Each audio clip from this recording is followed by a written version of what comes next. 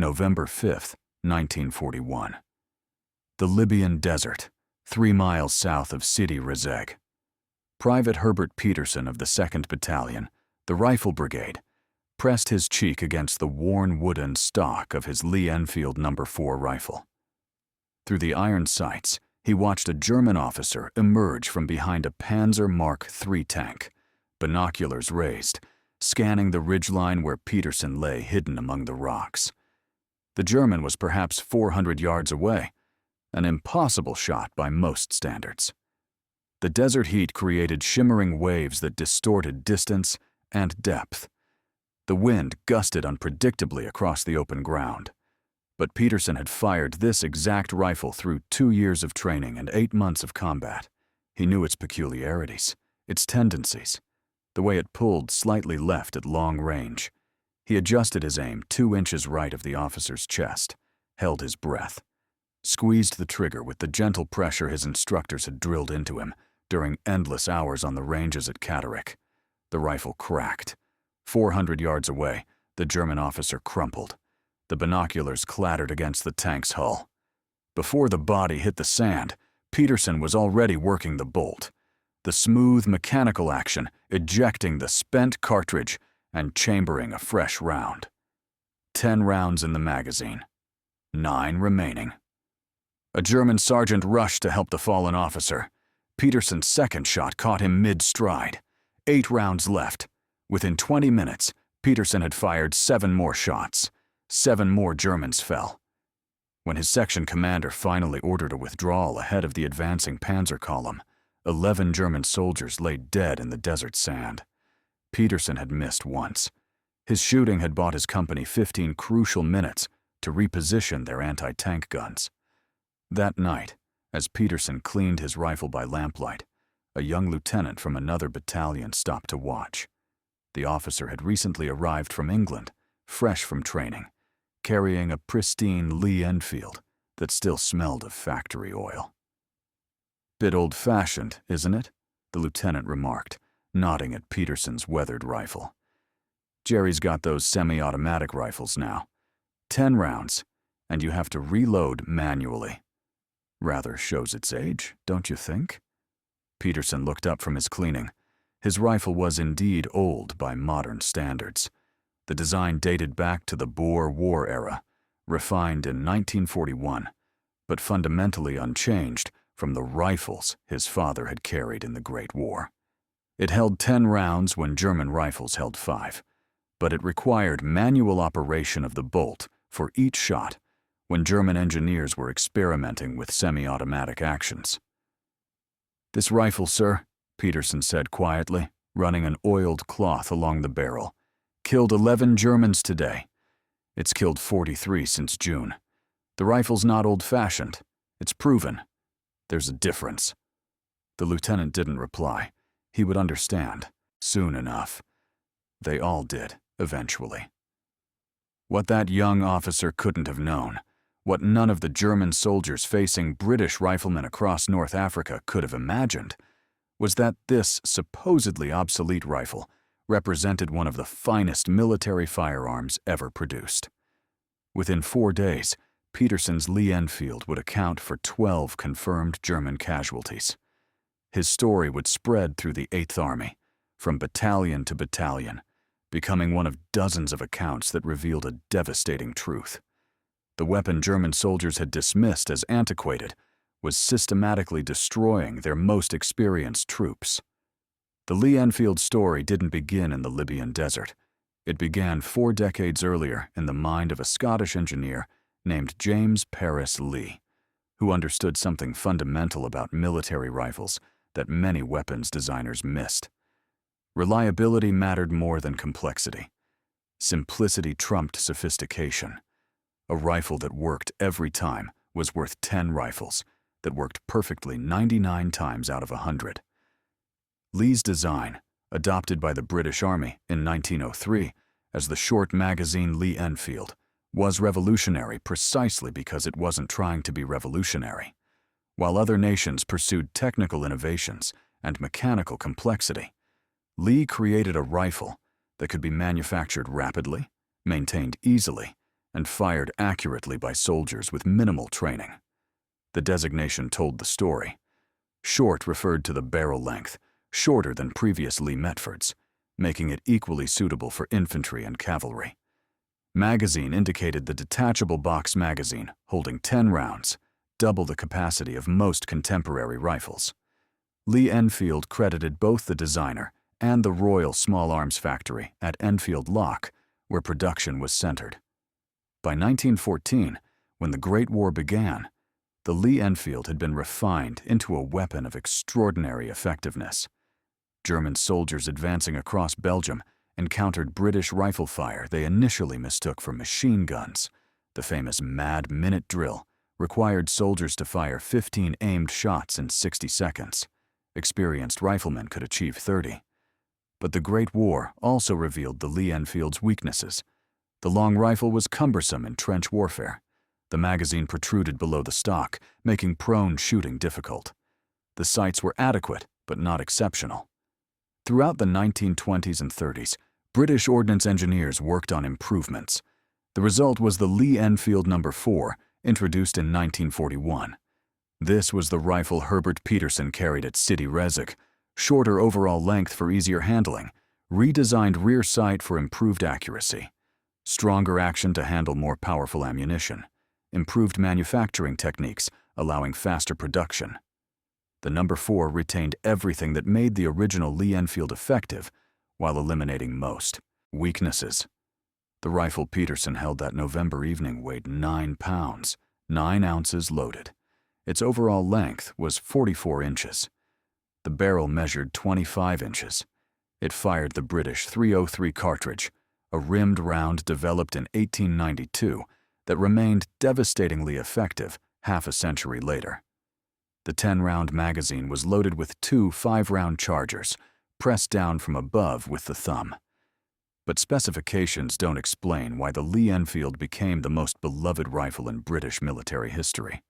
The secret lay in details that couldn't be measured or quantified. The bolt action was the smoothest, fastest of any military rifle. A trained soldier could work it without removing the weapon from his shoulder, maintaining sight picture throughout. The trigger pull was crisp and predictable. The balance was perfect, the rifle shouldering naturally without conscious thought. Most importantly, the Lee Enfield was forgiving. It functioned in desert sand, jungle mud, Arctic cold, and tropical heat. It tolerated poor maintenance. It handled worn ammunition. It absorbed damage that would disable other rifles. This reliability made it the perfect weapon for the British Army, which fought across every climate and terrain imaginable. German intelligence officers studying captured Lee Enfields consistently underestimated them. Reports from 1941 noted the rifle's age, its manual action, its relatively low muzzle velocity compared to German weapons. What these reports missed was that British soldiers loved their rifles. They named them. They maintained them religiously. They practiced with them constantly. A German soldier saw his Carabiner 98 as a tool issued by the Army. A British soldier saw his Lee Enfield as a partner in survival. Herbert Peterson's rifle had been manufactured at the Royal Ordnance Factory in Fazakerley, Lancashire, in March 1941. The serial number indicated it was among the first 5,000 No. 4 rifles produced after full-scale production began. It bore inspection stamps from 3 different armorers and the broad arrow marking of British government property. Peterson had received it in June 1941, during the brief lull between operations in North Africa. His previous rifle, a No. 1 Mark III, carried since Dunkirk, had finally worn out after a year of constant use. The new No. 4 felt different immediately. Lighter. Faster. The bolt worked like oiled silk. The sights were clearer, easier to acquire targets through. He spent 3 days adjusting to it, firing 200 practice rounds at various ranges. He learned its characteristics. At 100 yards, it shot 1 inch high and slightly left. At 300 yards, dead center. At 500 yards, it dropped 4 inches, and drifted right with the prevailing desert wind. By the fourth day, the rifle felt like an extension of his body. The Battle of Sidi Rezegh began on November 18, 1941, as Operation Crusader. The British offensive to relieve Tobruk gained momentum.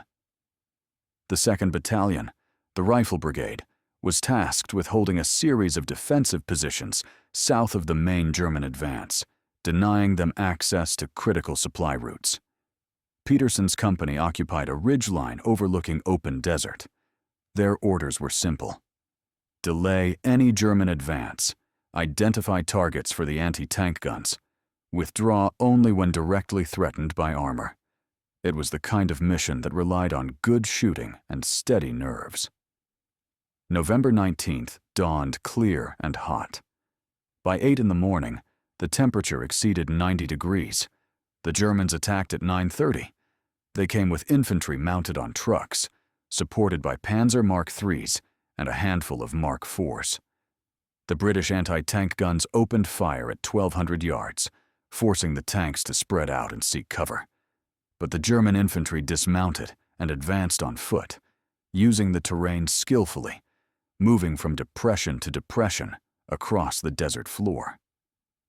Peterson was positioned behind a cluster of rocks on the left flank, covering an approach the Germans seemed to favor. His section commander, Sergeant William Morris, had given him simple instructions. "Pick your targets carefully, Peterson. Make every shot count. They'll have to come through your zone to reach the anti-tank positions. Keep them honest."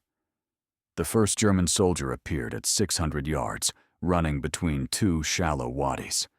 Peterson tracked him, led him slightly, squeezed the trigger. The soldier stumbled and fell. 9 rounds remaining. Over the next hour, Peterson fired 23 shots.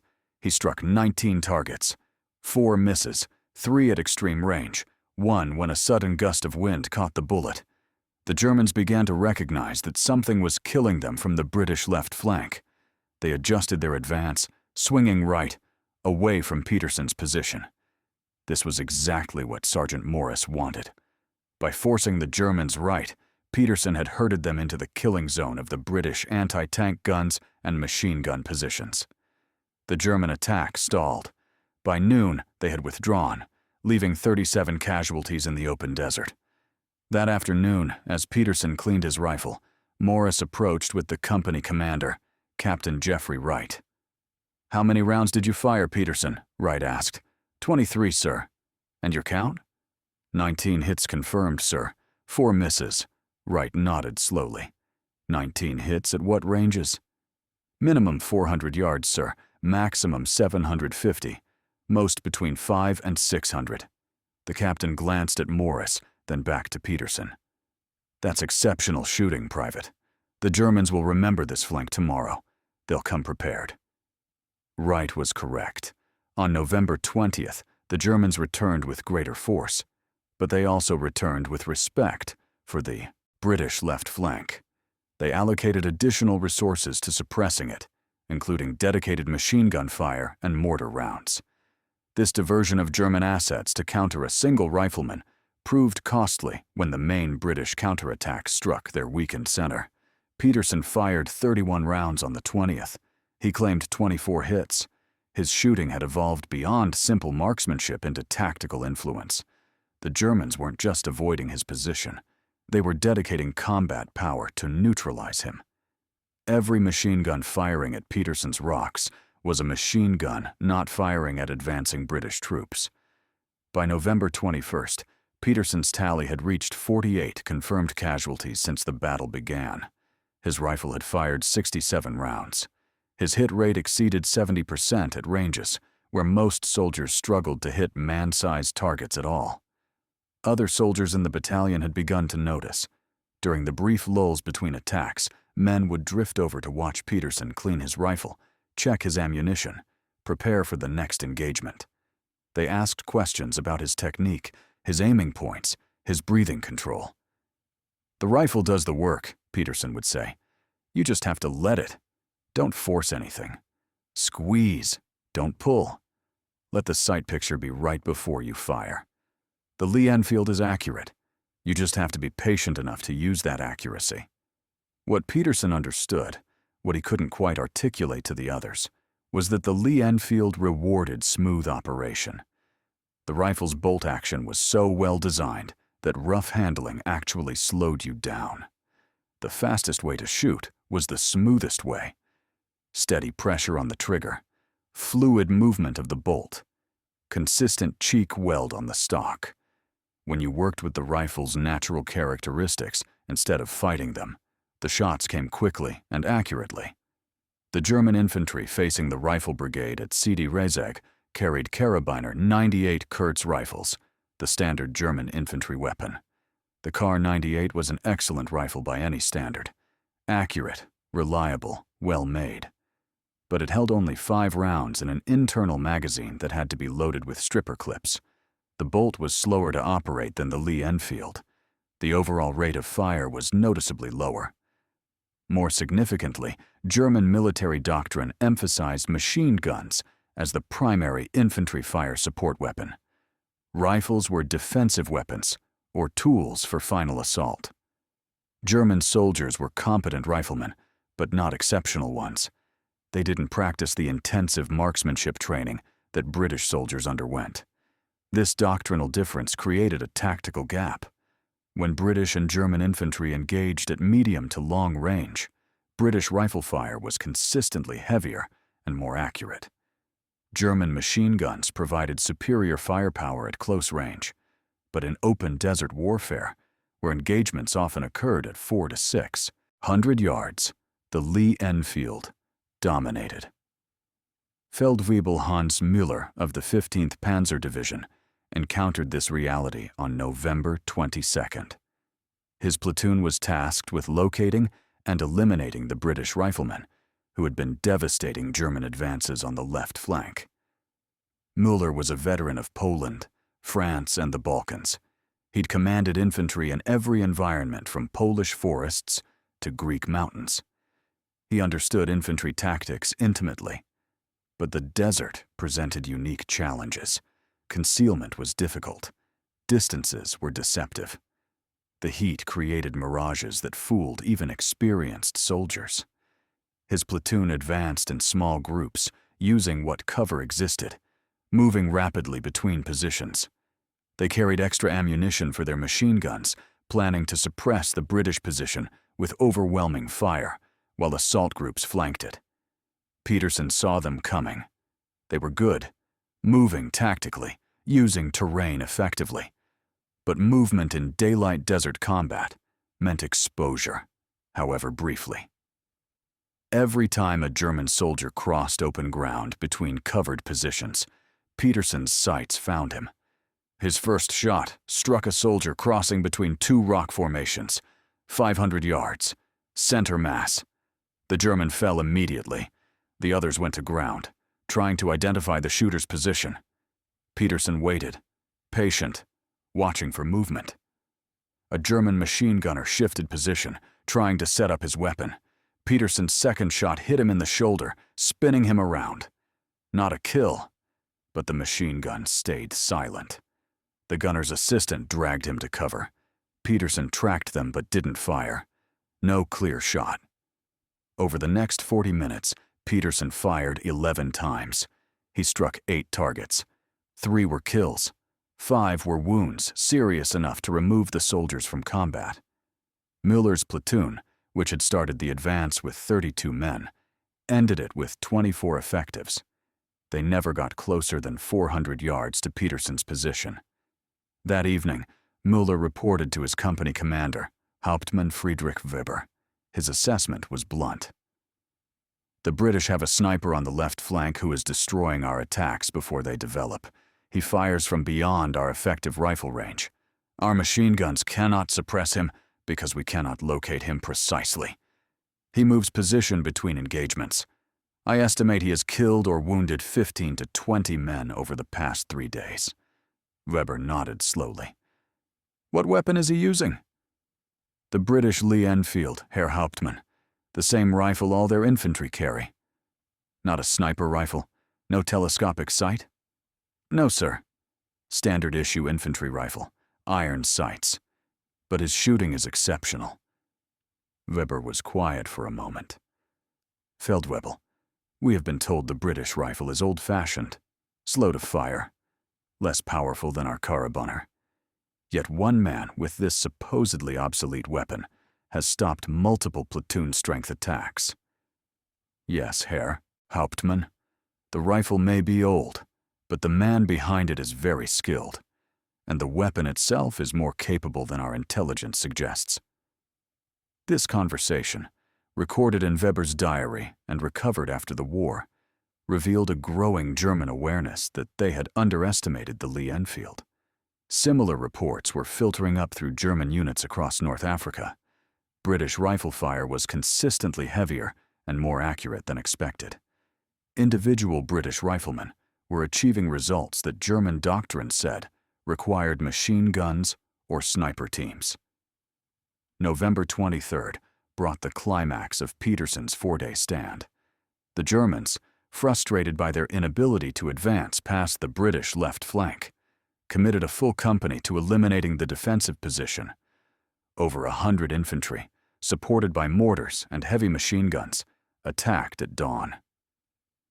Peterson was ready. He'd anticipated the increased pressure and stockpiled ammunition during the night.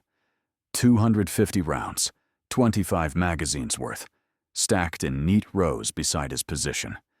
He'd also slightly repositioned, moving 30 yards from his previous spot, knowing the Germans would concentrate fire on his last known location. The attack began with a heavy mortar barrage that tore apart Peterson's old position. While the mortars fell, German machine guns saturated the area with suppressive fire. Under this cover, 3 assault groups began advancing from different directions. Peterson waited until the mortar fire lifted. Then he began shooting. Not rapidly, not wildly, but with the same careful precision he'd maintained for 3 days. Aim, breathe, squeeze, work the bolt, acquire the next target. The rhythm was almost mechanical. His first target was a German officer who had stood to signal the advance. 450 yards. The officer fell. His second target was an NCO trying to rally the men around the fallen officer. The NCO collapsed. 8 rounds remaining in the magazine. Peterson reloaded smoothly, pushing a fresh charger into the magazine, the 10 rounds seating with a solid click. He continued firing. A machine gunner setting up his weapon, a soldier carrying ammunition, an assistant gunner trying to retrieve the fallen machine gun. The Germans couldn't locate him. His new position was just far enough from the old one, and his muzzle flash was hidden by the rocks around him. They fired thousands of rounds at where they thought he was. They hit nothing but sand and stone. By the time the German attack faltered at 7:30 in the morning, Peterson had fired 73 rounds. He claimed 51 hits, a rate he could maintain only because the Lee Enfield's smooth bolt action allowed rapid fire without sacrificing accuracy. Sergeant Morris, watching from the company position with binoculars, confirmed 48 separate casualties in the German assault groups. The Germans withdrew. They didn't attack the British left flank again during the battle. Peterson's 4 days of shooting had made that section of the line too costly to assault. The German company that had attacked on the 23rd reported 53 casualties. Their after-action report, captured later in the campaign, noted that a single British rifleman had effectively defended a position that should have required a full platoon. The Battle of Sidi Rezegh continued until November 30th, but Peterson's intensive action ended on the 23rd when his company was rotated to reserve. His 4-day total was verified by multiple observers. 12 confirmed killed, 37 wounded seriously enough to evacuate, 147 rounds fired. His Lee Enfield, subjected to constant use in terrible conditions, had functioned flawlessly. Back at battalion headquarters, Peterson finally had time to fully service his rifle. He disassembled it completely, cleaning every component, checking for wear or damage. The rifle showed the expected signs of hard use. The bluing was worn on the bolt handle from constant operation. The stock had new dings and scratches, but mechanically it was perfect. The bore was clean and sharp. The action still worked smoothly. The sights remained true. Captain Wright visited while Peterson was working. "Regiment wants to write you up for a commendation," Wright said. "Exceptional service in the face of the enemy, probably a military medal." Peterson looked up from his cleaning. "Not necessary, sir. I was just doing my job." 12 Germans dead in 4 days, Peterson. That's not just doing your job. That's extraordinary shooting. "The rifle deserves the credit, sir.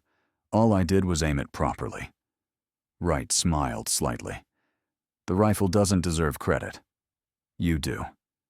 But I've noticed something, Peterson. You and every other man in this battalion treat your Lee Enfield like it's irreplaceable. You name them. You baby them. You practice with them constantly. The Germans don't do that with their rifles. Maybe that's why you're the better shots." Wright was identifying something fundamental about British infantry culture. The Lee Enfield wasn't just a weapon. It was the infantryman's primary tool, his most reliable companion, the one thing that kept him alive. This relationship bred familiarity, confidence, and skill that no amount of technical superiority could replicate. German soldiers carried good rifles. British soldiers carried rifles they loved. That emotional investment translated into practical effectiveness. News of Peterson's shooting spread through the 8th Army. Stories always spread through armies, growing in the telling. But Peterson's account was verified by too many witnesses to be dismissed as rumor. Other battalions had their own stories of exceptional shooting with the Lee Enfield. Private Thomas Hadley of the King's Royal Rifle Corps had killed 9 Germans in a single engagement near Tobruk. Corporal James Mitchell of the Cameronians had held off a German patrol single-handedly for 30 minutes, firing 42 rounds and claiming 19 hits. Rifleman David Thompson of the Royal Ulster Rifles had killed 6 German soldiers in the time it took a German machine gun team to set up and return fire. These weren't isolated incidents. They represented a pattern. British riflemen, armed with supposedly obsolete Lee Enfields, were consistently outfighting German infantry at medium range. The rifle's combination of capacity, reliability, and rate of fire gave British soldiers a tactical advantage that German soldiers couldn't match with their smaller capacity, slower-firing carabiners. The Germans noticed, after-action reports from late 1941 and early 1942 increasingly mentioned British rifle fire as a significant threat. German infantry doctrine began emphasizing the need to close rapidly to hand grenade range, where German close-quarters tactics were superior. Fighting at medium range against British riflemen was recognized as dangerous. Oberst Friedrich von Mellenthin, a German intelligence officer who served in North Africa, wrote after the war about the Lee Enfield's impact. "We had been told the British rifle was old and slow. This was technically correct, but tactically meaningless. In the hands of a trained soldier, the Lee Enfield could be fired faster and more accurately than our carabiner. British soldiers could maintain a rate of fire we associated with semi-automatic rifles. In open desert combat, where engagements often occurred at 400 to 600 meters, this gave them a significant advantage." The Lee Enfield's superiority wasn't absolute. In close-quarters fighting, German submachine guns and assault tactics were often superior. In static defensive positions, German machine guns provided heavier sustained fire. But in the mobile, open-terrain warfare that characterized North Africa, the Lee Enfield's combination of range, accuracy, and rate of fire made it the ideal infantry weapon. British confidence in the Lee Enfield was reinforced by its performance in other theaters. In Burma, where humidity and mud destroyed less robust rifles, the Lee Enfield continued functioning. In Italy, where mountain warfare required reliable long-range shooting, British riflemen consistently outshot their opponents. In Northwest Europe, from Normandy to Germany, the Lee Enfield remained effective despite facing increasingly modern German weapons. The rifle's design was fundamentally sound. While other nations experimented with semi-automatic rifles that offered theoretical advantages, the Lee Enfield provided practical reliability. A semi-automatic rifle that jammed was worthless.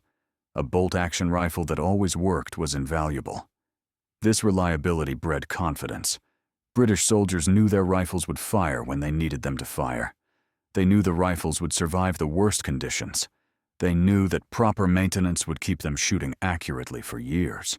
This confidence translated into better shooting under stress, faster target acquisition, and more effective combat performance.